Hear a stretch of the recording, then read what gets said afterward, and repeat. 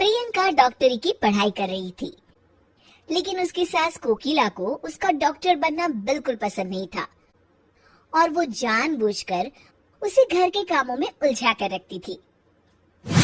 नमस्ते आंटी, प्रियंका घर पर है क्या?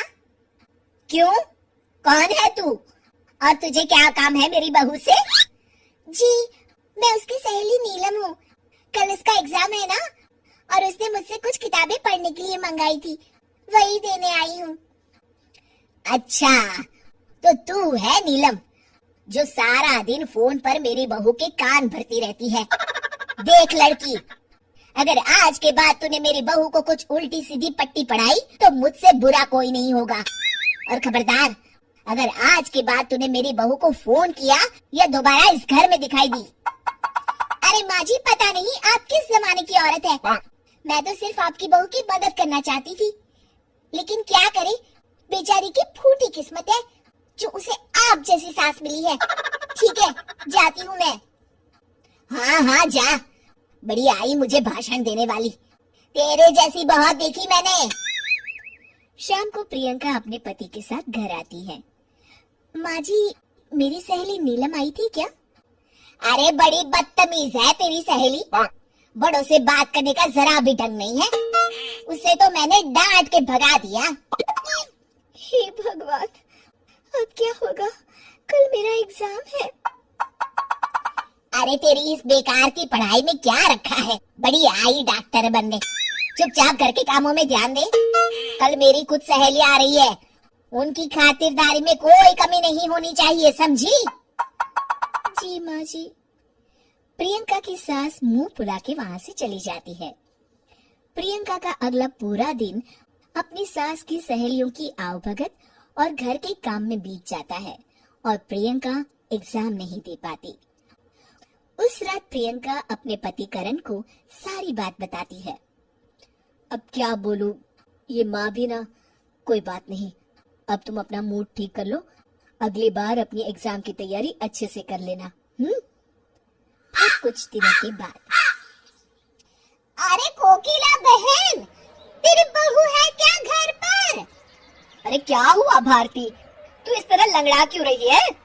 अरे क्या बताऊं कोकिला, सीढ़ियाँ उतरते वक्त मेरा पैर फिसल गया और मैं नीचे गिर पड़ी।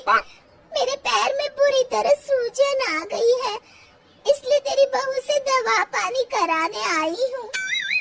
मेरी समझ में नहीं आता, लोग छोटी छोटी बातों को लेकर डॉक्टर के पास क्यों भागते हैं? अरे बस तेरा पैर मुड़ गया है ना, ला अभी खींचकर सीधा कर देती हूँ, ला दिखा तेरा पैर। कोकिला भारती का पैर पकड़कर जोर से खींचती है। मर गई रे, मेरा पैर। अरे क्या हुआ, आराम मिला? अरे कोकिला, एक तो मेरा पैर पहले ही टूटा है, कहीं ऐसा ना हो कि मेरा पैर किसी काम का ना बचे। रहने दे तू, अब मैं चलती हूँ। भारती वहाँ से चली जाती है। थोड़ी देर के बाद प्रियंका घर आती है। अरे कहाँ मर गई थी सुबह से? माँ जी, मैं अपनी किताबें लेने गई थी। प्रियंका अपने कमरे में चली जाती है।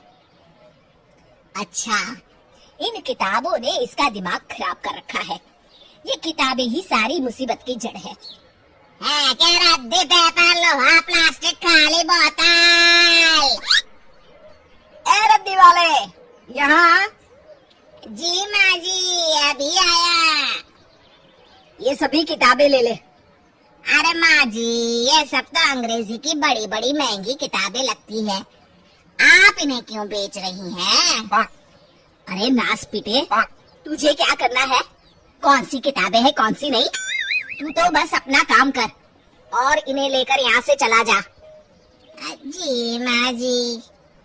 रद्दी वाला प्रियंका की सारी किताबें लेकर चला जाता है।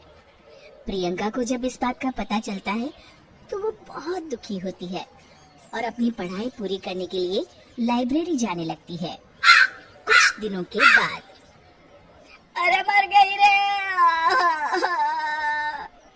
क्या हुआ माँ, तुम्हारी तबीयत तो बहुत खराब हो गई है। आज अपने बंगाली बाबा के पास से दवाई लेकर नहीं आई आप?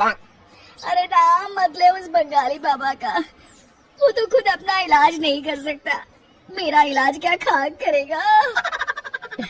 ठीक है माँ, मैं प्रियंका को फोन करके बुला लेता हूँ। प्रियंका लाइब्रेरी में बैठी पढ़ रही होती है, तभी उसके पति करण का फोन आता है। जी बोलिए करण। माँ की तबीयत ठीक नहीं है, तुम जल्दी घर आ जाओ ना। जी मैं अभी आती हूँ। थोड़ी देर के बाद प्रियंका घर पहुँचती है। क्या हुआ माँ जी? सुबह से माँ की तबीयत ठीक नहीं है। फिक्र मत कीजिए माँ जी, आप मुझे एक बार अपना चेकअप करने दीजिए, सब ठीक हो जाएगा। अच्छा ठीक है बहू जैसी तेरी मर्जी। प्रियंका कोकिला का चेकअप करती है। शुक्र मनाइए माँ जी कि आपकी बीमारी वक्त रहते पता चल गई है, वरना आपका ये इन्फेक्शन फैल जाता और लेने के दिन ही पड़ जाते।